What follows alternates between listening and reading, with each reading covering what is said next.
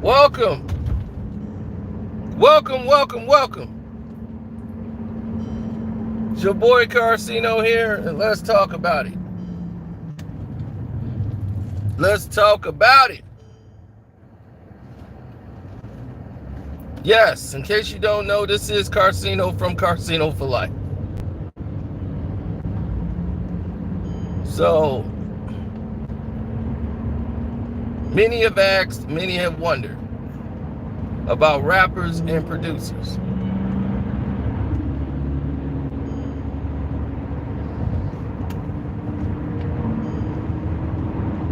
Rappers and producers have always been on the same page.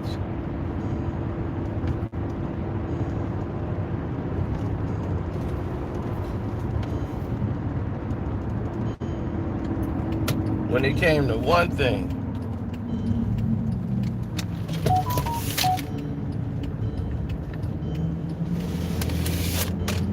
And that one thing is the music.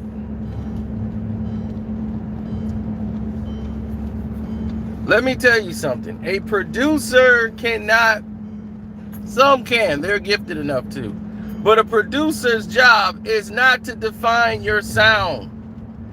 Let that sink in, ladies and gentlemen. Oh, of course they getting smacked. I got Tampa defense. You think Brady was gonna lose 2 weeks in a row after what happened last week? No.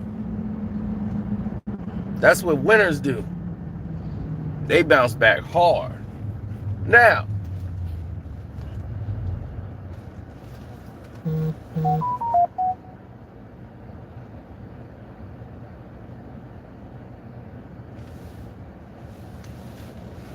well, every week I get hit with a pandemic case. I got to delete players for that. So it's a whole different situation. But we'll talk that at another time. Right now, people need to hear about what's happening in the hip-hop world. Yes, sir. Producers and rappers. This is something you guys need to know. It is not a very good idea to war with a producer.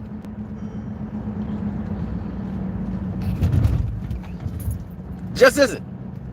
It does not benefit you. It only hinders you. Okay? Let me say that again. It does not benefit you. It only hinders you.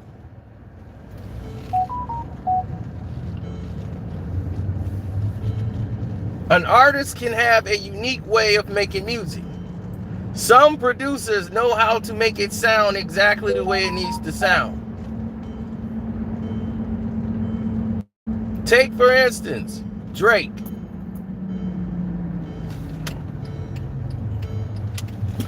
Drake knows how his music should sound.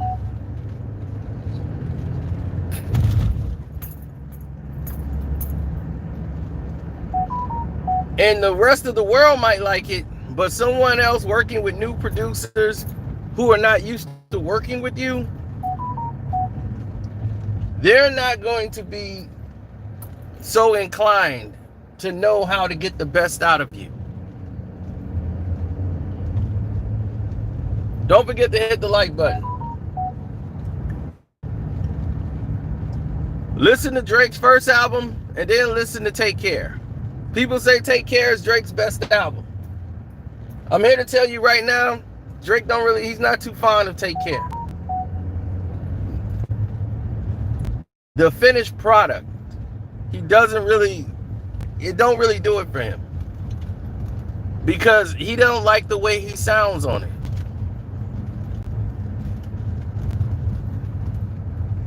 He's glad that the fans, got to the music and was able to, show some love.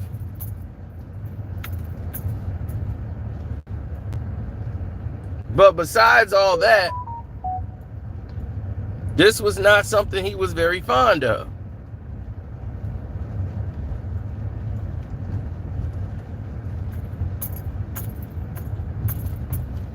Now, didn't Thugger come in with London on the track? Right? What's up, Sincerely? I see you. World God, Wes TV is back? Wow.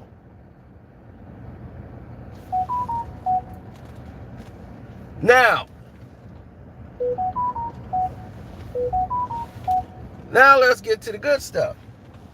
See, I don't know where's all these alerts coming from. Guys, my phone's blowing up. Michael Cook.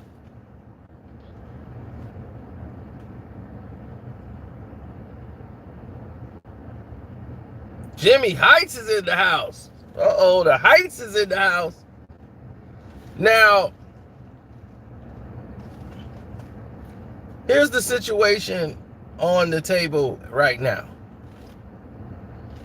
Producers who start off with an artist really establish what their sound is together. Together, you guys discover a sound. So it's not like the producer makes the sound for the artist or the artist make the sound without the producer. It's a collaborative effort, okay, to get your sound. And that's what the people fall in love with. You ever have an artist that you love? Like, man, this artist, and then all of a sudden you don't like them no more and you don't know what it is? It's the sound. They've lost what you really fell in love with about them. And when the artists lose that, they try to find it again, but they don't go back to the original source. And sometimes when they do, it's not the same anymore. So you gotta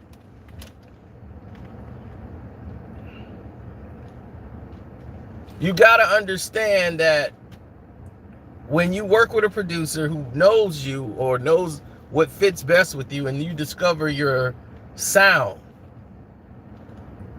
it's very hard for artists to bounce around the industry and work with different producers, and it works. Kanye is more of a producer than he is a rapper. So for him, yeah, that works. For 50 Cent, that works. For Nas, it works. Jay-Z, it works. It's a lot of artists that can't do that.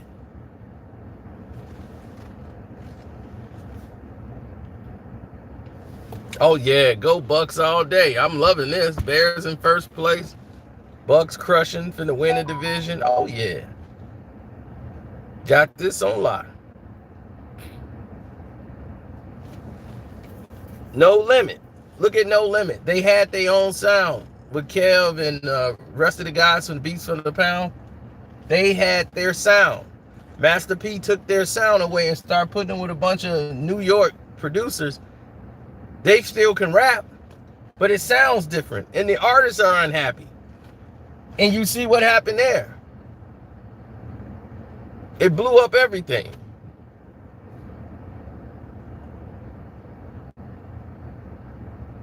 Chief Keef, who was his producer? Big Boy, Chop, right?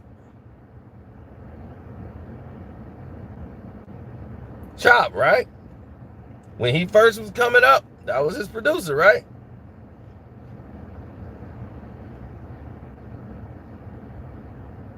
Then he started working with some everybody. And what happened to his sound? Did the music sound the same?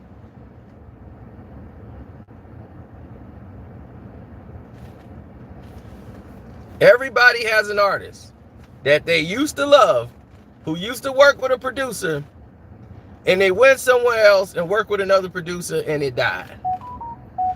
Chuck D from Public Enemy had one producer that he worked with. All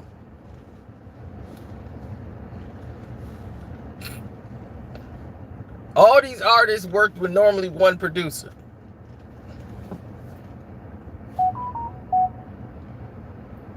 Because back in the day, it wasn't big budget for a lot of hip hop albums and stuff. So you normally had one producer who do your whole album.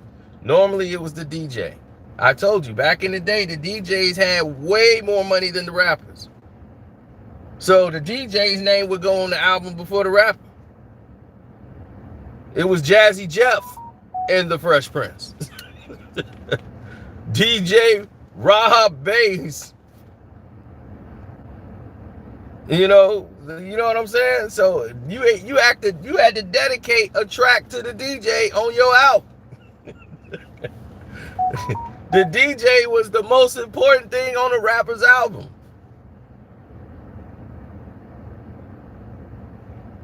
Right, they had the money because DJs were making all the money in the 80s.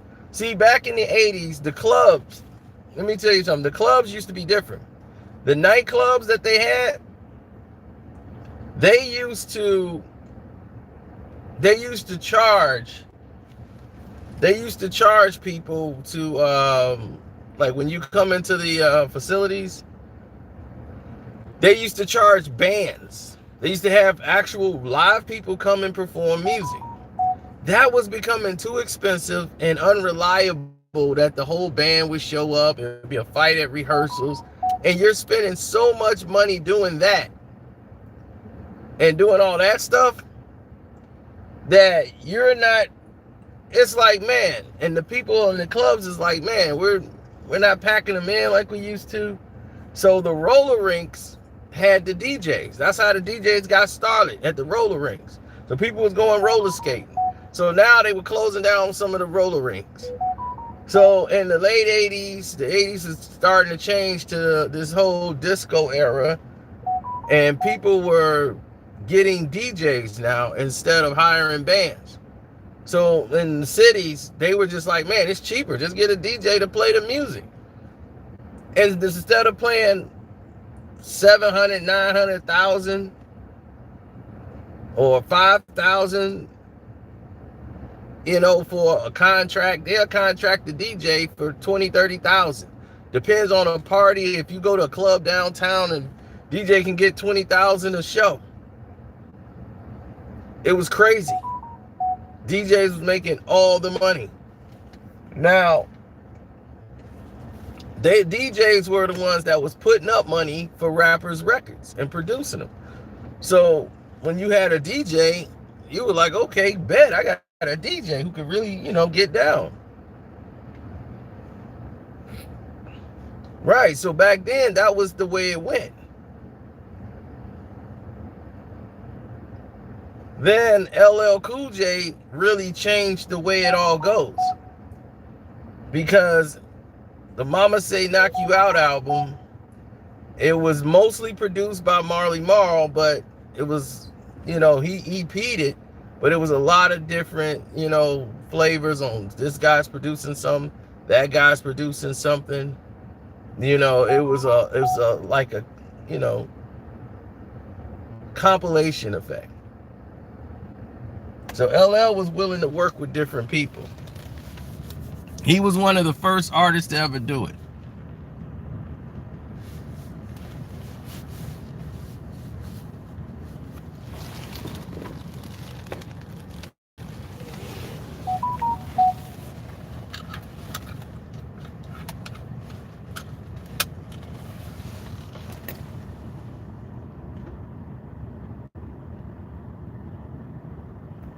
No, Bobcat is not the DJ. Bobcat was the best DJ.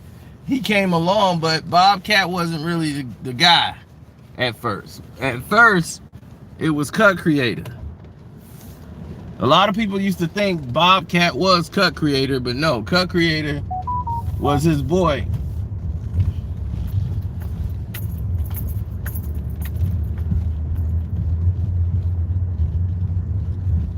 And it used to be him and his homeboy E-Love.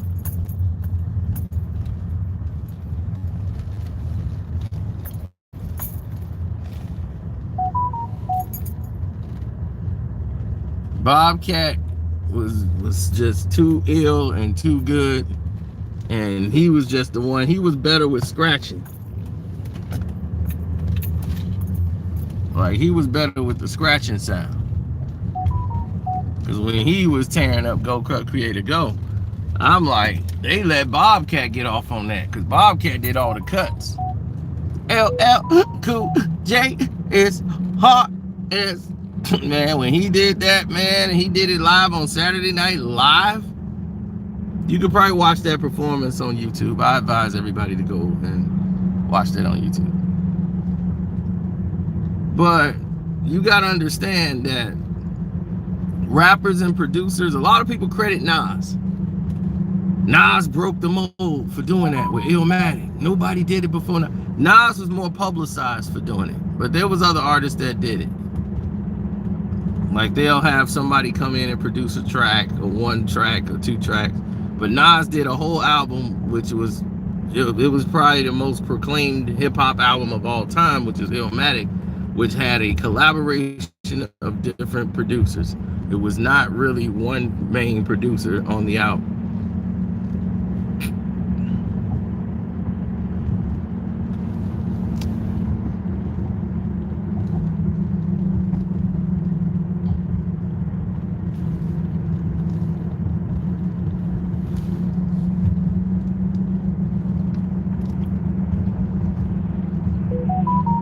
Man, did y'all fall asleep and forget to hit the like button?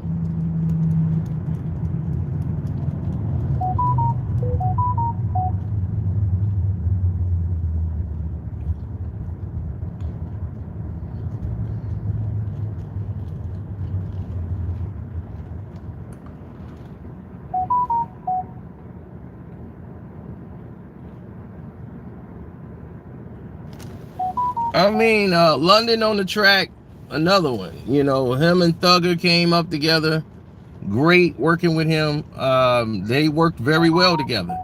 But when Thugger worked with everybody else, it don't normally sound the same. It's not. Ever since the Barters, was it the Barter 5 or the Barter 6, whatever he came up with, that was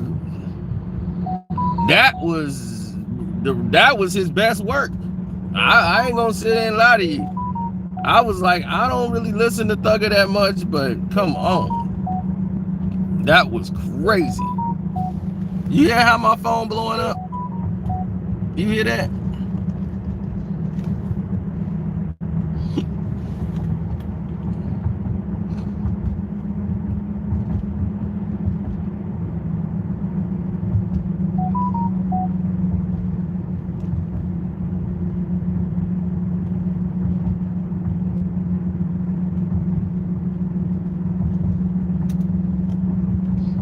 Beats by the pound to No Limit.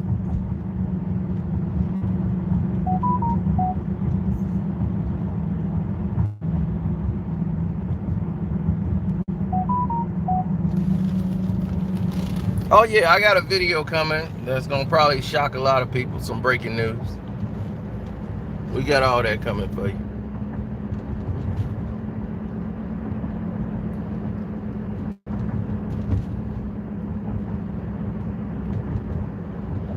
Oh yeah, definitely. Support the page, Carcino, Karcno. Love, peace, and hair grease. We appreciate that. Hitting that like button up, which y'all should have been doing from 21 Jump Street. But going to war with a producer is never a good idea, because once you war with a producer, I mean, that's how the producers get all the chicks. That's how they get the hot beats. They got to put out to get the beats. That's how it's been in the whole industry. Watch the Patreon. 90% of the stories is a producer getting a chick and putting them out. Now, Ella May, she wasn't putting out to DJ Mustard, but she putting out that money. He get his money. But Mustard has always been a good dude. Like, from what I know of him, like, behind the scenes, who know? But like I'm saying, if she leaves Mustard and go with somebody else, what is she gonna sound like? Really? When Jay-Z came out, he had the old 70s and 80s jams that they call the Rockefeller sound.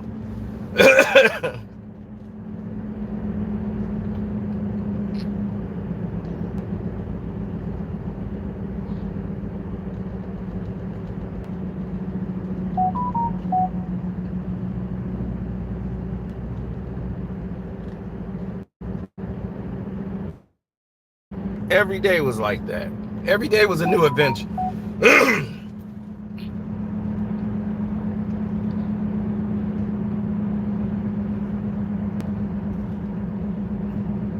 Pac and Johnny J.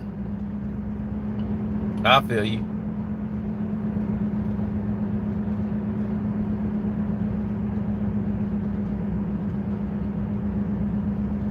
I think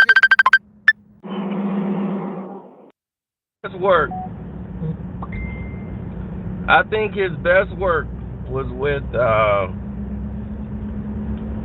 I believe his best work was with Johnny J. Pac was another artist.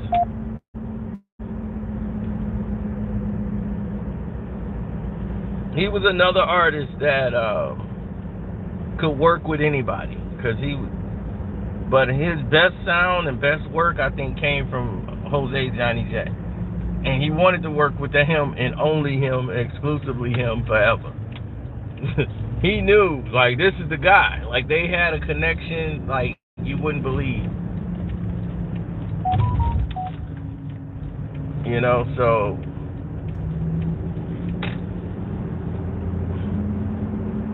All Eyes on Me, we all love that album. Tupac really didn't love All Eyes on Me like that, because he was forced to do a song with producers he don't work with.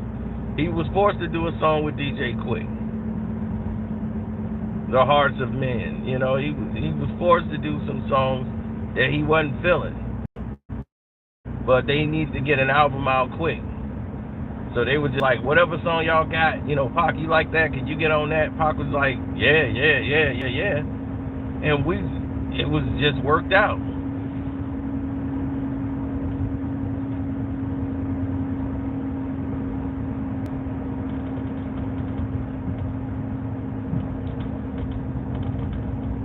If you ask Pac about the double CD, Pac would always tell the truth.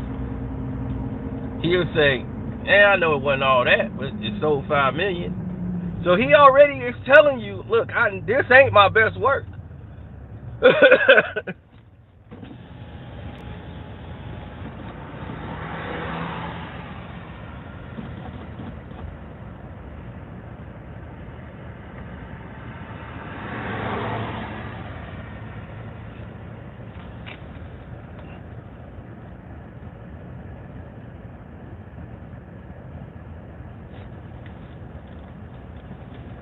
That was Suge. Suge put that up there so that Quick can be the one to produce it and get a production credit on the album.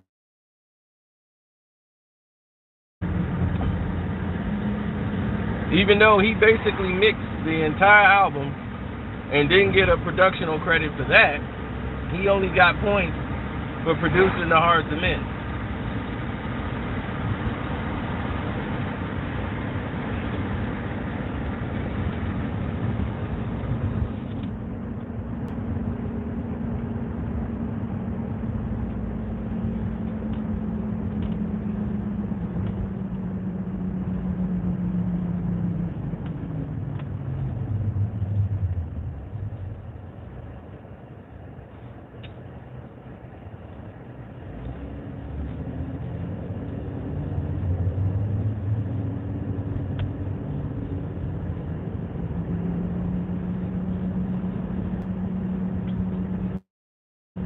Right, because Tupac want to make the album. As an artist, you want to make the album you want to make.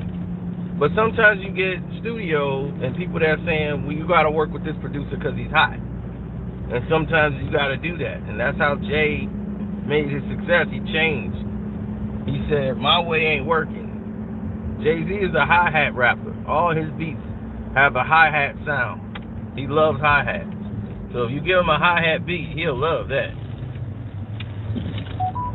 Some people might say, hey, what is a hi-hat beat?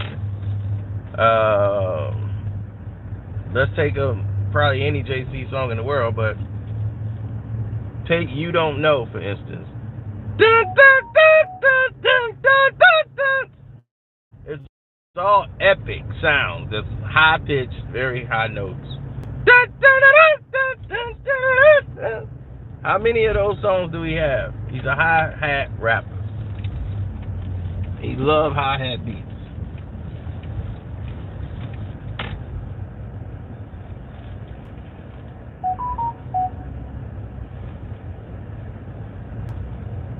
So all of his sounds, if you go back and listen to his history, he loves to rap to those type of beats. That's his favorite. He's a hi-hat rapper.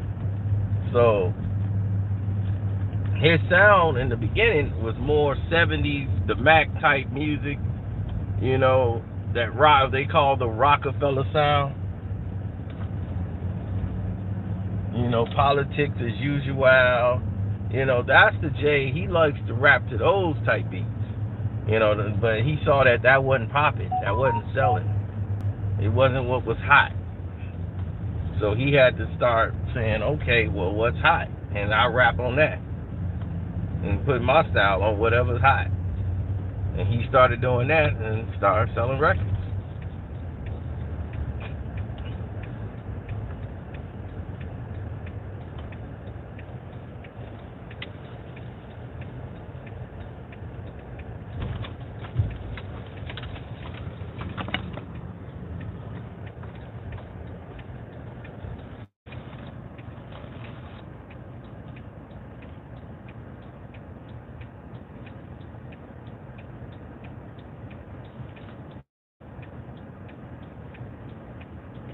Kanye and Alchemist. Yeah, but once people start going to do other things, they lose their sound, and people normally start saying, "Man, he ain't bringing it like before." You know, that's what happened with the Wu-Tang. Method Man worked with a lot of different producers, and at first it was just him and RZA, and he started making all these songs with everybody else, and it just wasn't coming off right. That happened with Ghostface. It happened with Raekwon. It happened with a lot of the other artists when they start going outside the wheelhouse.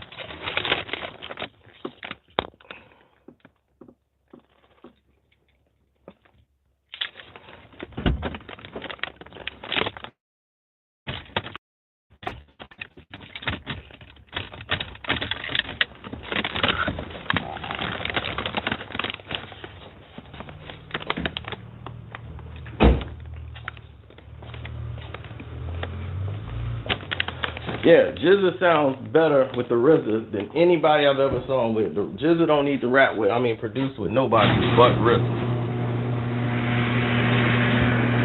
And that's it.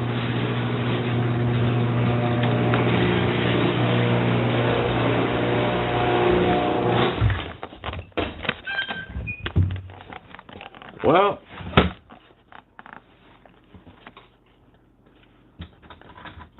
sometimes that's how it be, homie.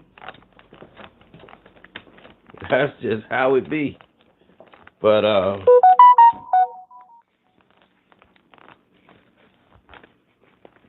just wanted to say thanks for the guys for hanging in there. Been fighting with me, fighting a good fight. We've been trying to get the live stream going. So I got to break to you guys later on today before we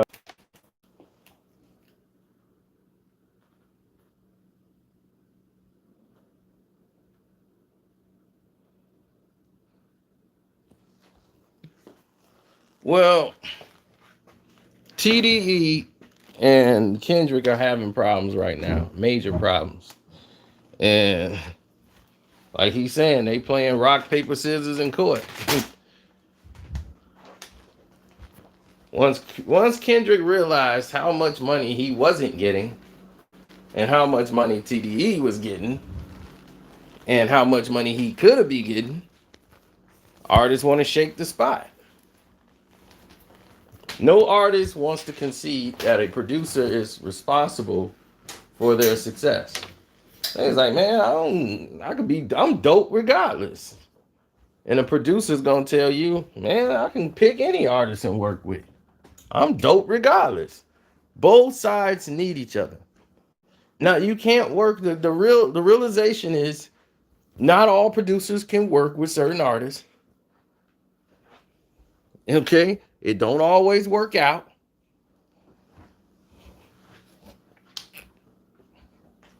You could take Dr. Dre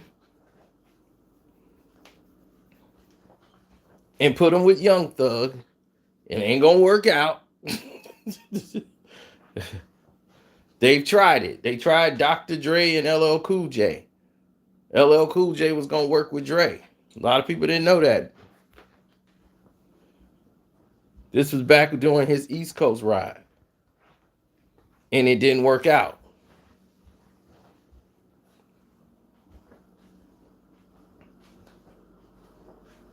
They tried to put Dr. Dre with Nas.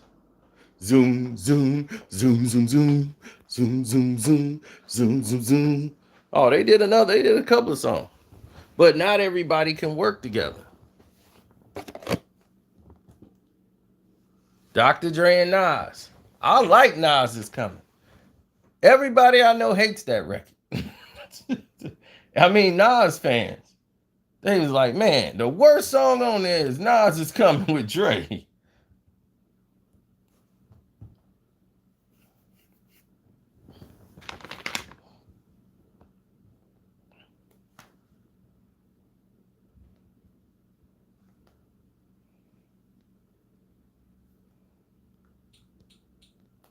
Anderson .Paak, another talented artist. A very talented artist.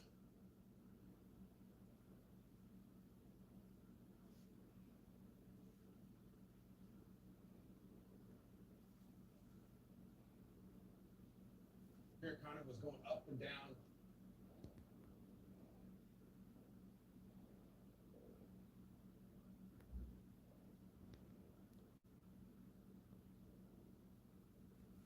I know.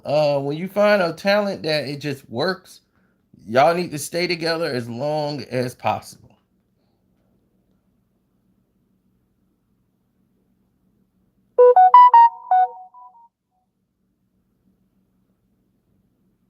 I mean, because in the end, it's only gonna hurt you. It's never gonna help you. It's always going to hurt you. Like I said, 40 and Drake. Drake did not work with 40 on the Take Care album. The studios was like, okay, we're gonna do it this. They went with a different producer. Drake, a lot of people love Take Care. A lot of people think Take Care is his best album. As much as Drake loved that everybody loved that album, he does not love that album like that. And it's not because of the song, it's just the way it was mixed and the way he was sounding on there. His sound wasn't what he's used to.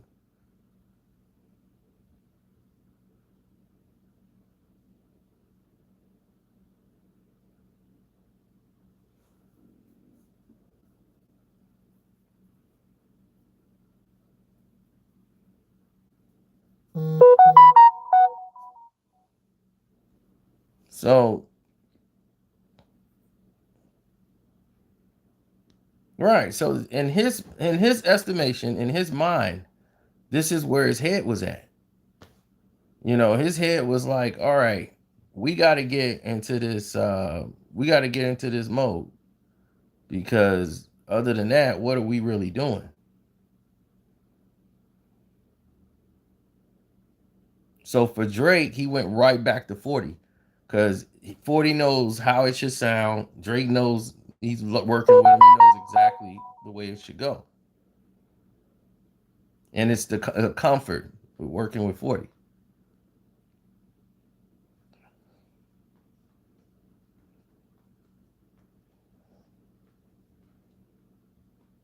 T.I. new album is fire. T.I. still rapping? Well, I know you got to try to keep the lights on, but man.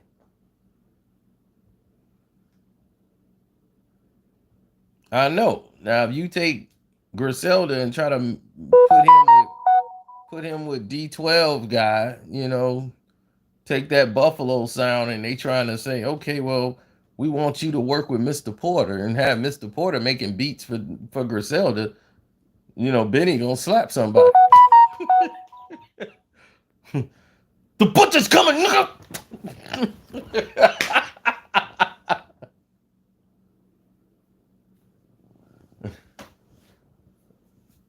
So let me get out of here, man. Thanks for your time. Don't forget to hit that like button. Hit the Cash App up, which is Carcino. My phone is just blowing up right now. Yeah, let me get over there. That's irritating me.